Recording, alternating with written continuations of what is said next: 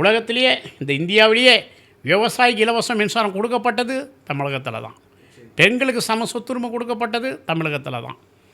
கை ரிக்ஷாவை ஒழித்தது தமிழகத்தில் தான். மனிதன் வளத்தை மனிதனே தலையில் அள்ள வேண்டுங்கிற முறையை ஒழித்தது தமிழகம்தான். எத்தனையோ இடங்களில் இந்தியாவிலேருந்து தான் தமிழகத்துக்கு தான். ஒரு முதலமைச்சர் தான் தேசிய கொடி ஏற்ற வேண்டும் கவர்னர் இல்லைங்கிறதையும் தொடங்கப்பட்டது தமிழகம் தான். தமிழ்நாடுன்னு இந்த நாட்டிலையும் பேர் இருக்கிறது நமக்கு. அதுதான் தமிழ் தேசம், தெலுங்கு தேசம் இதெல்லாம் வச்சுருக்காங்க நம்மளை பார்த்து. அதேமாதிரி ஒரு மொழிப்பேரை சூட்டிக்கொள்வது தமிழில் தான் முடியும். தமிழ்ச்செல்வன், தமிழரசன் இப்படியெல்லாம் சூட்டிக்கொள்ளலாம்.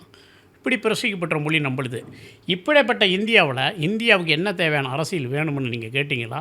இன்னும் உதட்டளவு இல்லாமல் உள்ளளவில் எல்லாரையும் சகோதரத்துவமாக நினைக்கூட மனநிலையான அரசியல் தலைவர்கள் தேவை.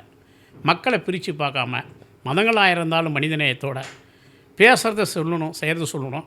எனக்கு பாரத பிரதமர் அவர்கள் இப்போ கூட ராக்கெட் தளத்தை அங்கே ஏற்படுத்திட்டு போயிருக்காரு. தூத்துக்குடியில் வரவேற்போம்.